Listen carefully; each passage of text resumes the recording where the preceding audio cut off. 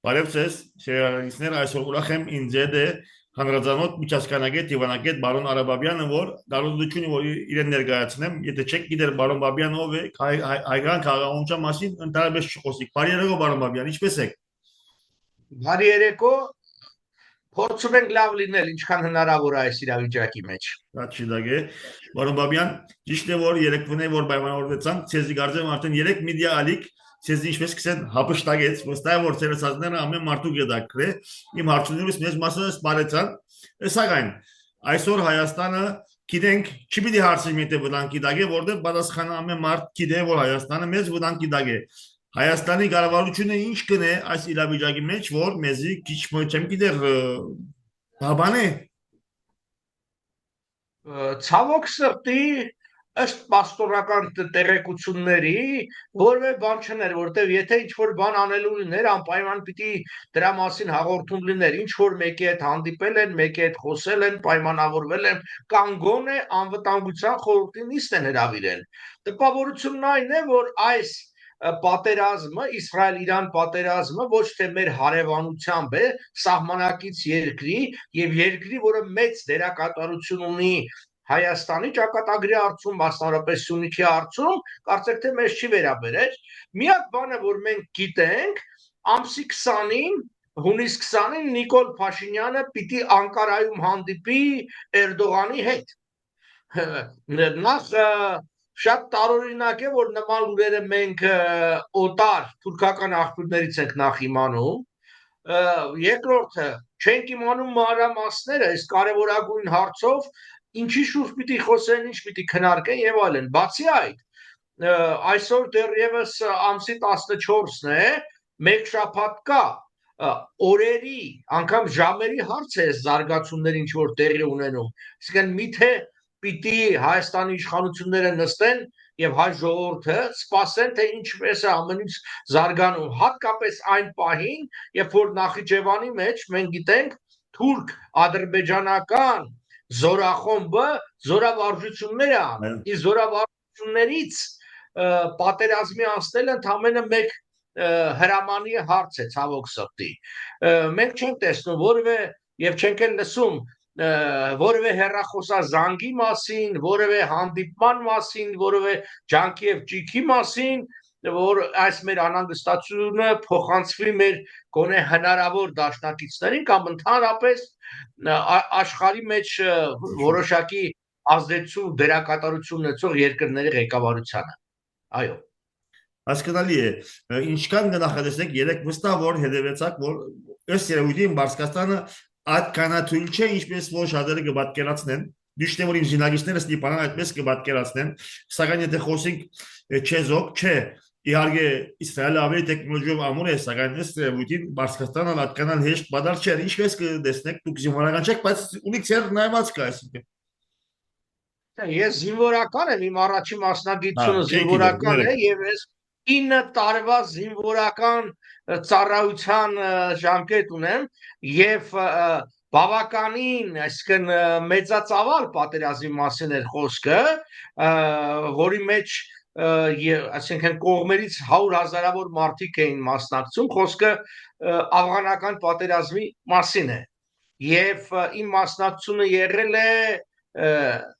կամ կորպուսի մակարդակով կամ ավելի բարձր պաշտպանության նախարարության, բայց իհարկե այդ փորձը տվյալ պատերազմի համար գրեթե կարևոր չէ, որովհետև աշխարհը այնքան արագ է զարգանում, տեսեք, փոքր երկիր է տարածքով Իսրայելը, բայց Իսրայելի համախառն արտադրանքը ասենք 534 միլիարդ դոլար է, մոտ 100 միլիարդ դոլարով ավել, քան Իրանի համախառն արտադրանք, այսինքն ինքը շատ ավելի փող ունի։ Մյուսը 7.5 միլիարդ է Իրանի ռազմական ծախսերը, 19 միլիարդ բանի Իսրայելի ռազմական ծախսերն, այսինքն ավելի քան 2.5 անգամ գերազանցում է եւ միայն գումարի հարցը չէ այստեղ, տեխնոլոգիապես առաջընթաց։ Եթե ցամաքային պատերազմ լիներ երկրների միջև, իհարկե Իրանը թվով շատ զինվորներ ունի, որոշակի գերակայություն կունենա, բայց քանի որ այս պատերազմը այսպես օթային, հրթիռային, դրոնային եւ այլն, Երավարի։ հետեւաբար այստեղ Իրանի գերակայությունը չկա, ավելին, այստեղ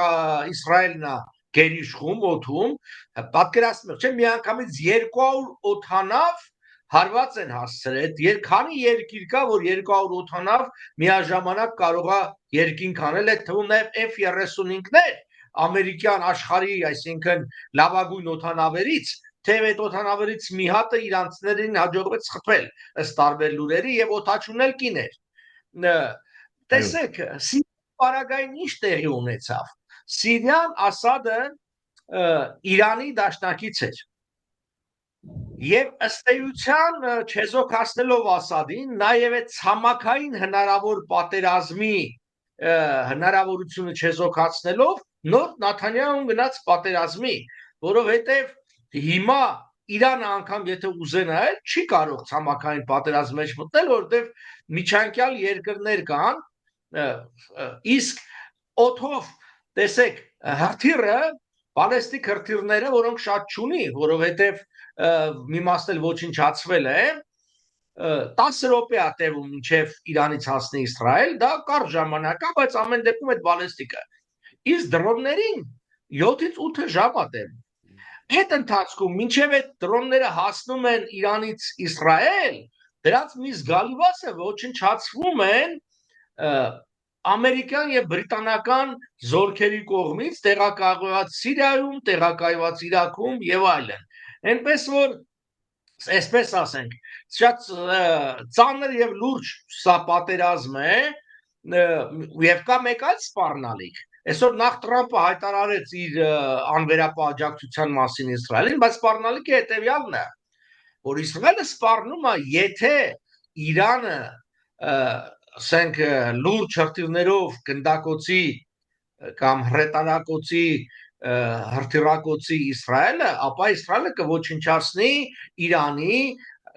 նավթային եւ գազային այդ ենթակառուցվածքները, որ նշանակում է Իրանը պարզապես կզրկվի իր եկամուտի հիմնական աղբյուրից, որովհետև ասենք ի տարբերություն Իսրայելի, որի 534 միլիարդը հումքիչ չի, այլ որոշակի տեխնոլոգիական, ասենք, արտադրանքից, Իրանի այդ համախառն ներքին արտադրանքի զգալի մասը դա հումք է, դա գազա եւ նավթ, որը իհարկե վաճառում է հիմնականում նաև ասենք Չինաստան եւ այլ երկրներ, այդտեղ էլ ուրիշ խնդիր է։ Սա հարվածը հասցնում այս պատերազմով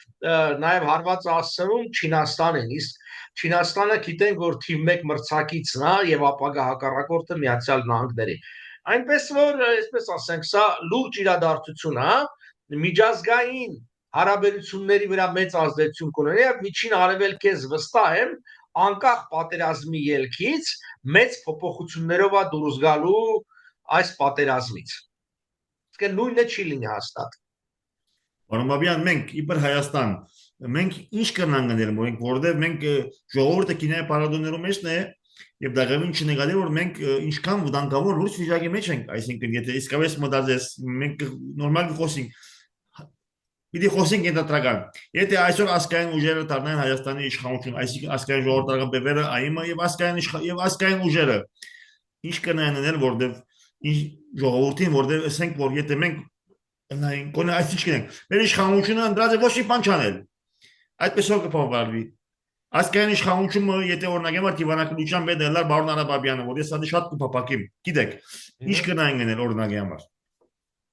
Բնականաբար օրերի ընթացքում հնարավոր չէ երկրի պաշտպանունակությունը կտրուկ բարձրացնել, այնպես չի որ վաղը եկանք իշխանության, մյուս օրը բանակը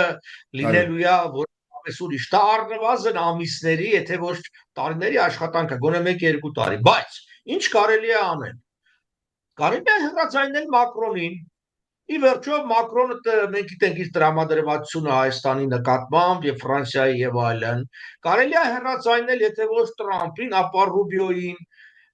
կապ հաստատել տարբեր սենատորների եւ կոնգրեսականների հետ այնտեղ։ Ի վերջո Հայաստանի իշխանությունները կես միլիոն թե 600,000 դոլար փող են տալիս, 600,000 Մերկուրի լոբիստական ընկերությունը Նիկոլա Վարցելա, որ իր գովքը անեն Ամերիկայում, թող գնան խոսան վտանգների մասին։ Խոսան վտանգների մասին, իսկ վտանգը շատ իրատեսական է, դուք գնահատենք։ Վտանգը գալիս է Ադրբեջանից։ Ես արդեն նշեցի զորավարժությունների մասին։ Եվ եթե մենք սան գումարում ենք նաև այն, որ այդ հոխորտալից, սպարտալից հայտարարությունները մնում են անփոփոխ, իսկապես վտանգավոր է այդ առումով։ Այսինքն պետքա ահաձայնել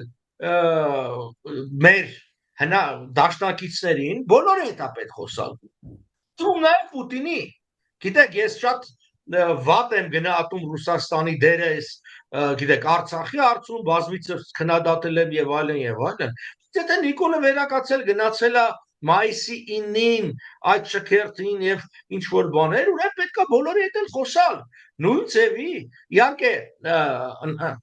Ռուսաստանը շահագրգռված է, որ Ադրբեջանը ճնշի Հայաստանին, որ ինքը իր դերակատարությունը մեծացնի հանդես գալու հերթական անգամ ճակերտավոր փրկիչների առումով, բայց պետքա նաև այն առումով, որ նաև բացահայտվի ով է, որտեղ ինչպես ասվածքը ասում է, ընկերը ծանր դրության մեջ է բացահայտվում։ Այո, մենք հիմա ծանր դրության մեջ ենք, իրավիճակը ծանր է, վտանգավոր է, դրա համար պետքա Իսկան դիվանագիտական ջանքեր գործադրել, միաժամանակ ես չգիտեմ, ասենք բանակի վիճակը ինչ վիճակ է, ասենք բանակը եւս պիտի առավելագույն պատրաստակամության վիճակի բերվի, ինչպես նաեւ ժողովրդին որոշակի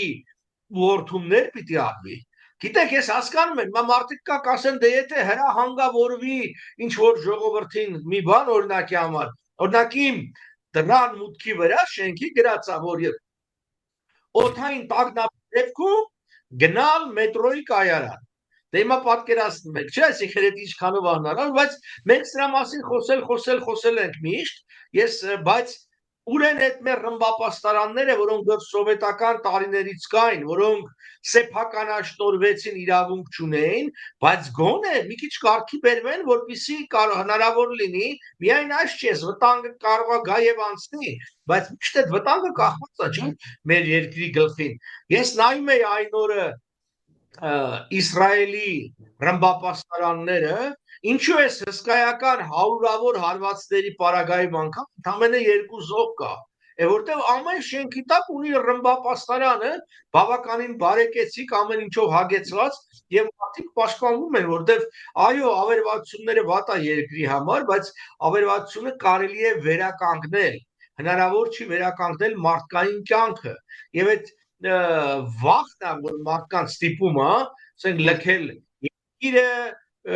երկիրը դատարկում, այսինքն այստեղ ոչ միայն ինքը ռազմական կարևորությունն է նման քայլերը, այլ նաև հոգեբանական գոտե պնդի ժողովրդի, որովհետեւ ժողովուրդը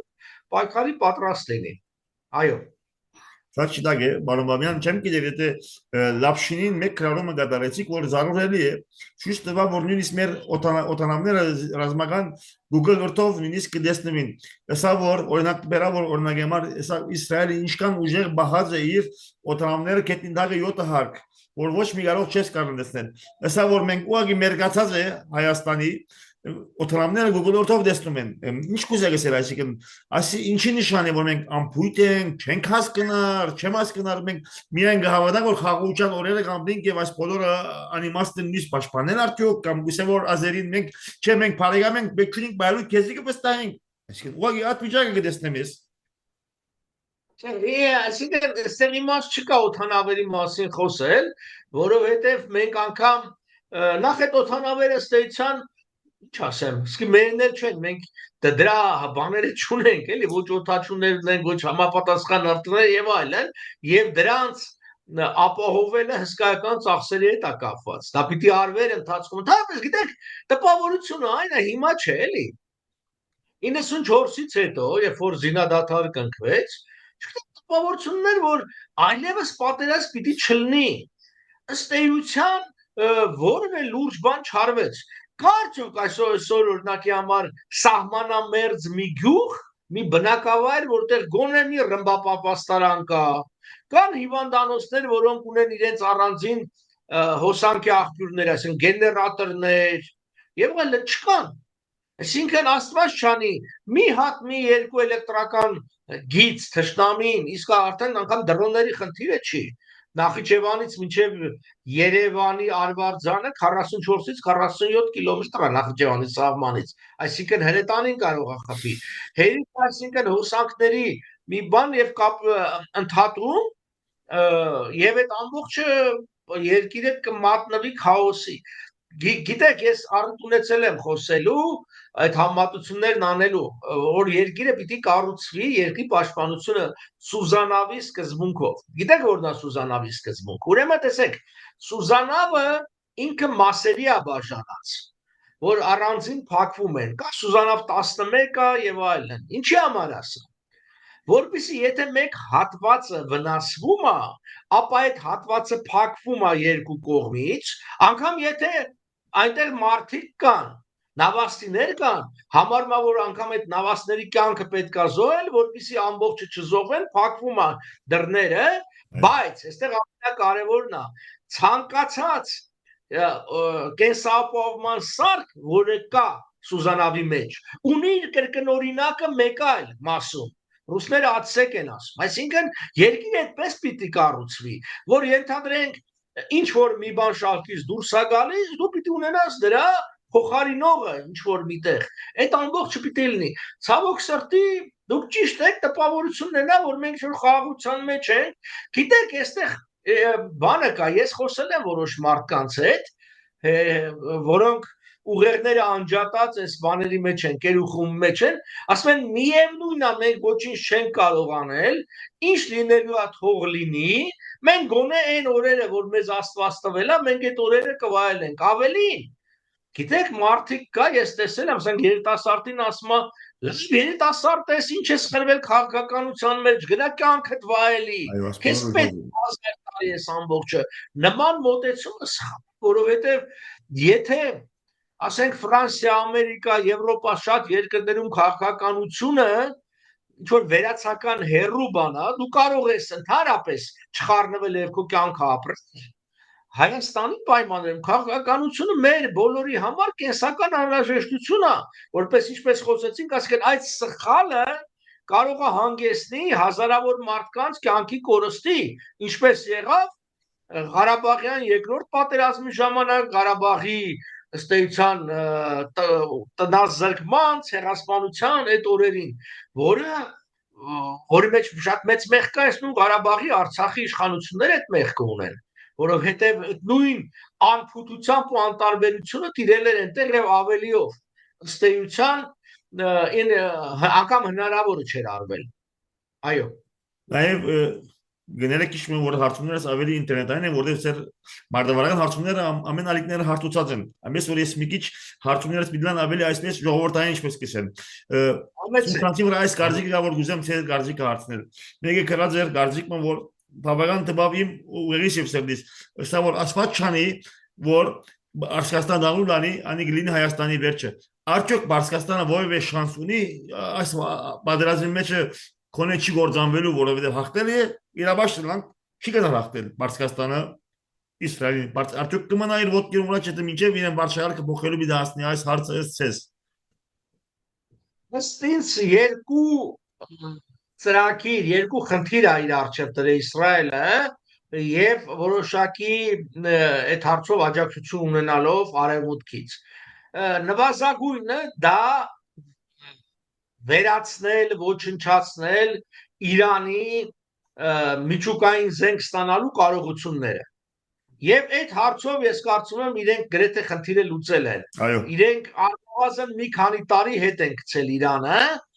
որովհետև այդ ինչ որ վերականգնվի, այդ գիտնականները, չգիտեմ, կկարողանան նոր սերունդ աճեցնել եւ այլն։ Այս նվազագույնը լուծված է։ Առավելագույնը ես կարծում եմ իշխանափոխությունն է։ Ոմանք գրում են ասում են Իսրայելը չի կարող Իրանը գրավել։ Իսրայելը խնդիր չի դրել եւ արում խնդիր չի Իրանը գրավելու մասին։ Որևէ մեկ եկա խենթ չի 85 միլիոնանոց երկիրը 1.650.000 քառակուսի կիլոմետր տարածքով գրավում են ինչ անեն։ Այսինքն դա անիմաստ է։ Խնդիրը շատ պարզ է։ Իշխանափոխություն, դա առավելագույնն է։ Մկասի թե չէ ուրիշ ասնա։ Մենք տեսնում ենք Մոհամեդ Ռեզա Փեհլևիի ելույթները, կոչերը ժողովրդին, մենք տեսնում ենք Նաթանյահուի կոչը Իրանի ժողովրդին, այսինքն ապստամբելու եւ իշխանապողություն անելու։ Մեզ համար, հայերիս համար, մենք չենք կարող ոչ այդ իշխանությունը պահենք, ոչ էլ գցել։ Դա մեր խնդիրը չէ, մենք չենք։ Մեզ համար կարևորը ինչ որ լինում է լինի արագ։ Արագ լինի, որովհետեւ այդ ամբողջի ձգձգելը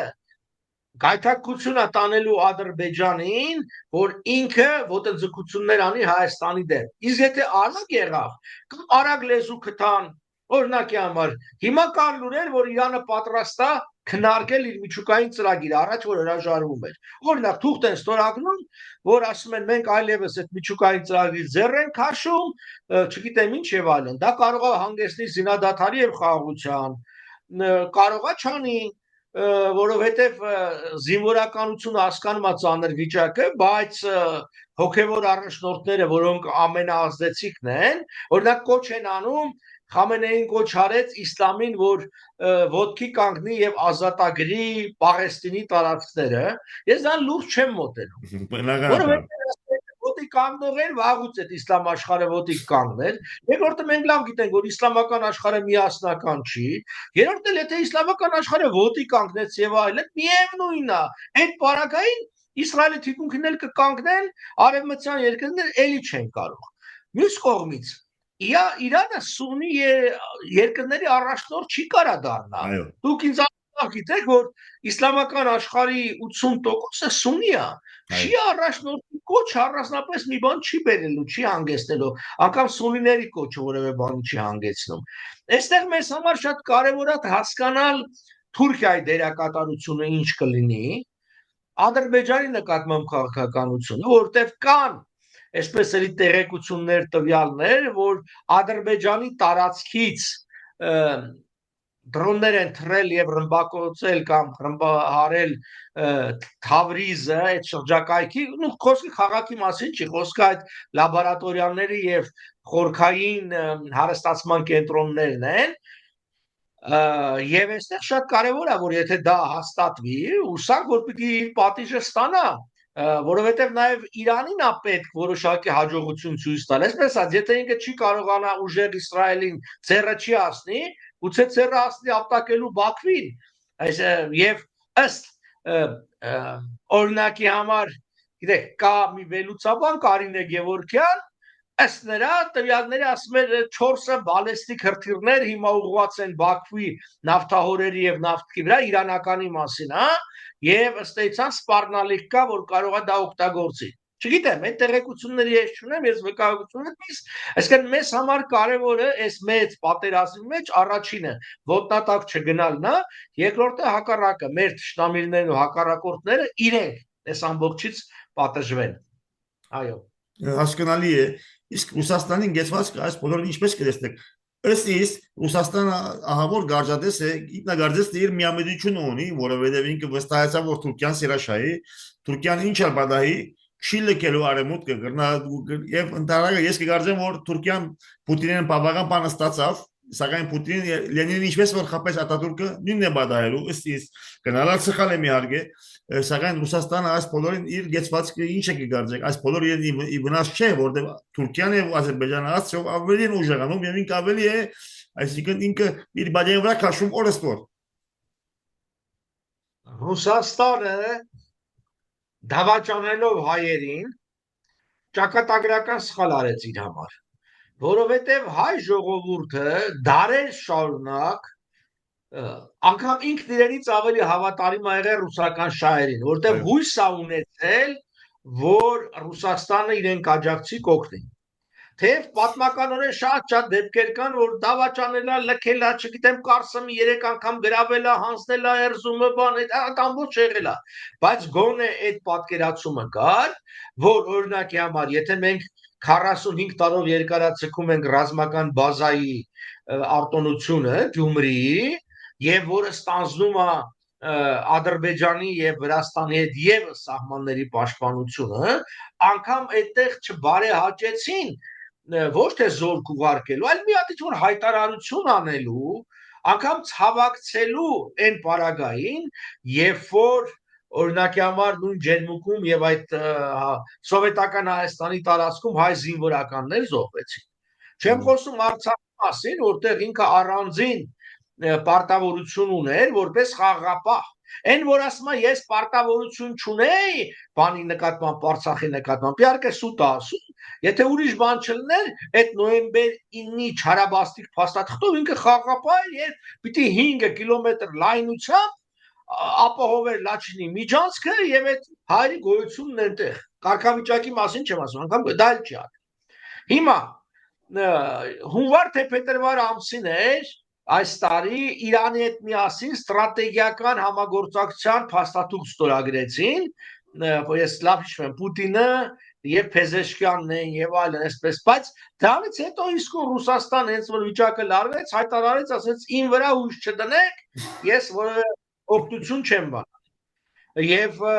հիմա նախ առաջինը Ռուսաստանը չունի այդ կարողությունը աջակցելու, որտեղ գիտեք ինքն էր գնումներ կատարում Իրանից դրոնների եւ այլն բան, շահեդի, իսկ հիմա նաեւ այդ շահեդի գործարանը, որ կառուցել է Ռուսաստանում, դա էլ ուկրաինացիներն են ոչնչացրել, նաեւ Իրանում էլ ոչնչացրել են իսրայելցիները, դրա համար սա նաեւ Ռուսաստանին է թույլատնելու։ Այսինքն Ռուսաստանը ոչինչ չի կարող անել։ Եվ արդեն ու այս մասին վաղուց էր ասվել, որ արդեն Ռուսաստանը որևէ ազդեցություն լծակ չունի Ադրբեջանի վրա։ Մարդ պիտի, չգիտեմ, տագետը լինի կարճատես լինի, որ չհասկանա, որ միակ լծակը Ադրբեջանի վրա, որ Ռուսաստանն ուներ վերջի տասնամյակներում, դա Ղարաբաղի հարցն էր։ Եթե Ղարաբաղի հարցը լուծվում է որևէ ձևով, հօգուտ հայերի կամ հօգուտ Ադրբեջանի, Ռուսաստանի կարիքը որևէ մեկը չի ունենում։ Եվ Ադրբեջանը Ռուսաստանի աջակցությամբ լուծեց ժամանակավոր լուծեց Ղարաբաղի հարցը։ Բայց հիմա ինքը ինչ ինքնի բանի տեղ դնի Ռուսաստանին։ Տեսեք, անգամ մայիսի 9-ին չգնաց Ալիևը այդքան խոստումներից հետո, անգամ երբ որ ռուս եկեղեցու առաջնորդ Ալիքսեյ գնաց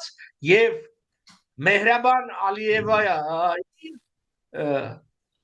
Փաշազադեին, չգիտեմ, շքանշաններ տվեց եւ այլն, անգամ դա չկարողացան համոզել, այնպես որ Ռուսաստանը ճակատագրական սխալ արել, Ռուսաստանը հատուցելու է դրա համար եւ հատուցումը Թուրքիան թիվ 1 սպառնալիքն է, ոչ միայն դաշնակից չի Ռուսաստանի համար, թիվ 1 աշխարհակահաղական սպառնալիքն է եւ իրենք դա երբեք չեն թաքցնում, որ իրենք Ռուսաստանի իսլամ եւ թուրքախոս ժողովուրդների միջոցով քանդելու են Թուրքիան։ Դրա մասին իրենք հայտարարել են, չեն էլ թաքցնում։ Ցավոք սրտի Ռուսաստանի ներկա ղեկավարությունը իրենց սեփական գրպանի համար գնացին դրա։ Չպետք է մոռանանք, օրինակ Պրիմակովը խոսնակը բանի Պուտինի խոսնակը տես Զախարովան, հա? Զախարովան, Պուտինի խոսնակը եւ այլն, որ նեսայսակի իշեմ, այսինքն բանը, երբեմն տարական բաներ ամառ։ Այսինքն, որը թուրքագետեր եւ Թուրքիայում էր աշխատում, շատ պրոթուրքական դիրքորոշում է եւ որի տղան մեծ առևտրական բիզնես ունի Թուրքիայի հետ, տախտակի վաճառքով, այլ այսինքն այդտեղ ցավոք սրտի տեղի ունեցավ մի բան, ինչը որ մոտեղ է, երբ որ պետական անձինք իրենց սեփական շահը վեր դասեցին պետական եւ ազգային շահից եւ իրենք այսօր կանգնած են լրջագույն խնդիրների առաջ, բնականաբար մենք եւս։ Ասեմ որ ես Պուտինը երբեք չեմ տեսել իբր պետական թեմ, ավելի գտեսնեմ իբր KGB-ի պատասխանատու, գիտեք որ KGB-ն քիչ ավելի փողոցային կմտածե։ Ես չեմ կարծում որ Պուտինը ուներ պետական մարտավարական մտածություն, այլ կարճատես ավելի այդ մտածությամբ մենք տարբերին 10 րոպե առաջին հարցումս իբր լիբանանցի մտահոգ եմ եւ դուք վստահ եմ որ ատկեղալ բավական կապարունիկ կխոսի որ Իսրայելը լանազավալ ցամաքային հարցակում պիտի կործե Լիբանանի վրա։ Ինչ կգարձեք, այդպիսի վտանգներ կնախատեսեք։ Գիտեք, առայժմ ոչ, որովհետեւ նայեք, Լիբանանը ինչ է Իսրայելի համար վտանգ ներկայացնում։ Եթե ասենք Հեզբոլլահ այնտեղից գնդակոծում էր, ռմբակոծում էր եւ այլն, Հիմա վերջի շրջանում մինչև այս պատերազմը մենք չէ բարբերաբար լուրեր ենք ստանում Հեզբոլլահի ղեկավարների ոչնչացման մասին, հենց նույն դրոններով խփում էին այդտեղ Լիբանանի տարածքում, այդտեղ ինչ որ գործողություններ են լինում եւ այլն։ Դա այսօրվա պայմանում երկրորդ ճակատ իրան պետք չի։ Երբ որ Իրանի խնդիրը լուծի, այդ դեպքում հնարավոր է որ հարավային Լիբանան մտնի, այսպես ասած այդ Հեզբոլլահի տարածքները մաքրի եւ դառնով վերջանա։ Իսրայելը տեսեք երկարատև տասնամյակների հետևողականորեն իրականացել է մի քաղաքականություն, որը կարող ենք ասել հետևյալը. ինքը կերտել է իր անվտանգային միջավայրը։ Այն ինչ որ մենք ենք ասում, մենք ոչ թե պիտի արձագանքենք մեր անվտանգության դեմ ուղղված մարտահրավերներին, այլ մենք պետք է կերտենք այդ միջավայրը։ Եվ քայլ առ քայլ Իսրայելը Եգիպտոսի հետ լեզու գտավ, որ մի բան զիջեց լեզու գտավ, Հորդանանի հետ, Սաուդյան Արաբիայի հետ անգամ, բանի հետ Միացյալ Էմիրությունների, Իրաքը այսպես թե այնպես այդ Սադամ Հուսեյնի եւ իր մատնել խառնել դրեցին, ջախջախեցին Սադամ Հուսեյնի Իրաքը եւ Իրաքը որպես ռազմական վտանգ այլևս չկա։ Ասադներ մնում վտանգ Սիրիան, այսինքն դա էլ ջախջախեցին բաներ հուսիտները բանում Եմենում այդ խնդիր կար, այսինքն ըստ էության բոլոր այն ուժերը եւ երկրները, որոնք Իսրայելի համար վտանգ էին ներկայացնում, քայլ առ քայլ մաքրելով եկավ։ Եվ նաեւ, այսինքն Հեզբոլլահ եւ Համասը, չմոռանանք այդ Գազայի, եթե օրինակ Գազայում այս գործողությունը իրականացված չլներ, չեն հարձակվի Իրանի վրա, որտեղ թիկունքում կլներ լուրջ վտանգավոր ուժ։ Հիմա մնացել է միակ ուժը միջին արևելքում, որը չի ճանաչում Իսրայելի գոյությունը, որ ես կարծում եմ սկզբունքային սխալ է Իրանի կողմից, Իրանը չպետք է լինի պապից ավելի կաթոլիկ կամ սունիներից ու արաբներից ավելի սուննի ու արաբ, անիմաստ է։ Ես Իրանի շահը չեմ հասկանում այս կոնֆլիկտի մեջ դրոշակակիր դերը խաղալու համար։ Ես գիտեմ պատմականորեն ինչպես է ձևավորվեց քաղաքականություն, բայց անիմաստ է։ Սա շատ նման է սովետական քաղաքականությունը, երբ որ այդ հակարևմտականության որոգայթը լարեց սովետը գաղափարախոսական, ինքը հայտնվեց այդ թակարդի մեջ եւ ինքն էլ վերջին ջախջախվեց։ Հիմա եթե այդ արաբական երկրները լեզու են գտել եւ լեզու են գտնում, չգիտեմ, Իսրայելը դու ինչ ես այս ամբողջ ժամանակում լավ իմանալով, որ չի լինելու այսպես համերաշխություն այդ հարցի շուրջ մեկ եւ որտեղ չես կարողանալու ախտել ռազմականապես Իսրայելը շատ ավելի ուժեղ է, քան Իրանը, քան դեռ չկա ցամաքային պատերազմ։ Ցամաքային պատերազմ էլ չի լինելու ցամաքային պատերազմ, որտեղ որևէ մեկը թույլ չի տա, որ Իրանը, չգիտեմ, մտնի Իրաքի տարածքով, գա այսպես Սիրիայով միրավ գնա արդեն չեն թողի։ Դա օրեր է տևելու, եթե անգամ էդ լինի։ Եվ ես վստահ եմ, հենց մի զինվոր, մի զորական շարասյուն Իրանի սահմանից դուրս եկավ, դա ոչնչացվելու է հենց ամերիկյան ուժերի կողմից։ Հետևաբար մնում է այս օդային պայքարը եւ այս հարցով էլ արդեն Իսրայելը ահագին խնդիրներ լուծել է։ Այո։ Բարոն Բաբյան, անի մեկ լման էպիզոդ ուզե, սակայն 4 րոպե ունենք շատ կարճ, անի սեզի հետ պիտի ենենք ավելի ընդարձակ։ Արդյոք Դոնալդ Թրամփը հասկացավ, որ Պուտինին հետ լեզու գտնելը անիրավաստ է, արդյոք ադորբաճարն է, որ ուկրաինացիան հանգարտ ամեն անանգաններին ըստ իրավունքին 3 ամիս առաջ ես կգարձել, որ Կիև պիտի հասնի Ռուսաստանը, սակայն անանգանները մեծ են։ Արդյոք Թրամփը հասկացավ եւ Պուտինին հասկացնել, որ չափած այս է ունենք տաղավին 4 րոպե եւ adin ցեզի հետ պիտի խոստանանք մեկ էպիզոդ պիտի դրամատրենք դիցին։ Հրամեցեք։ Ես արագ պատասխանեմ, մեծ հիասթափություն ունի Թրամփը Պուտինի նկատմամբ, հույսեր էր կապում, բայց շահի տեսանկյունից, անձնական շահի տեսանկյունից Պուտինին խաղաղությունը պետք չէ։ Խաղաղություն նշանակում է Պուտինի իշխանության վաղճան։ Այդ զորքը վերադարձի իր համար ծանրանստելու։ Մյուս կողմից մենք տեսնենք օրոստորե հնարավորությունները Ուկրաինայի մեծանում են, անկախ նրանց ամերիկան թե չէ։ Ուկրաինան այսօր աշխարհում ամենաշատ դրոն արտադրող երկիրն է։ Ինքը 1 միլիոն դրոն արտադրում տարեկան եւ նպատակն է հասցնել 10 միլիոնի։ Դա հասկանում եք ինչ թիվ։ Այս դրոնը այսօր վճռորոշ դեր է կատարում։ Այսօր մինչև տանկը դանդաղ գալի տեղը ասում արդեն գլխին 10 հատ դրոն է գալիս, որոնցից հաստատ մի երկու հատը խփում են։ Սա է իրականությունը։ Գնային առումով, տեխնոլոգիապես այդ աջակցությունը ստանում է Ուկրաինան։ Ֆինանսապես մենք տեսնում ենք Եվրոմիությունը 850 միլիարդ դոլարի խոստում է տվել իր ռազմական կարողությունները ավելացնելու, իսկ Ուկրաինային մենակ այս վերջի Ռամշտայնի հանդիպման ժամանակ 5 միլիարդ պաունդ բրիտանացի խոստացան, 5 միլիարդ եվրո գերմանացի, 7-8 միլիարդ ծախսելու են եվրո լեհերը իրենց ռազմական արտադրության հզորացման վրա, որի առնվազն կեսը գնալ է Ուկրաինա։ Այսինքն սա նշանակում է, որ Ռուսաստանը պարտվելու է։ Դրա համար ինչքան շուտ լեզու գտնեն, ինչքան շուտ, բայց Պուտինն էլ հասկանում է, որ իր հետ լեզու չեն գտնելու, դրա համար այսպես ենք, ռուս ժողովուրդը ինքը պիտի լուծի իր հարցը Պուտինի եւ իշխանությունների հետ, որպեսզի խաղաղության գնա։ Այո։ Պարոն Բաբյան, նախքան շնորհակալություն հայտնելու, ամեն մարդ ինձ գտեսեք, ինձ խոստացաք շատ շուտով մեկ էպիզոդ ներկայացնել ռուս-ուկրաինական պատերազմի մասին։ Խոստացաք։ Այո, խոստացա սիրով, նաև տեսնենք այս իսրայելо-իրանական պատերազմը ինչ է ալնում, 1-2 շաբաթ հետո խոսենք արդեն ռուս-ուկրաինականի մասին, որտեղ չեմ ասնելու, որտեղ ցեզի հապշտակել է մեդիան, հույս չունեմ, որ ես առաջինը դիտելամ, ցեզի մեդիան օրական 3 հարցադրությամբ պիտի հապշտակե, ես բարի ռուս-ուկրաինական Ադորալ ինձ համար հերիք է։ Շնորհակալություն Պարոն Բաբյան, մեզ հետ միջազգային դիվանագետ պատմական Պարոն Բաբյանը, որի հետ խոսելը միշտ հաճելի է եւ միշտ արդյունավետ։ Շնորհակալություն Պարոն Բաբյան։ Բարի գիշեր։ Հաջողություն ձեզ։ Հաջողություն։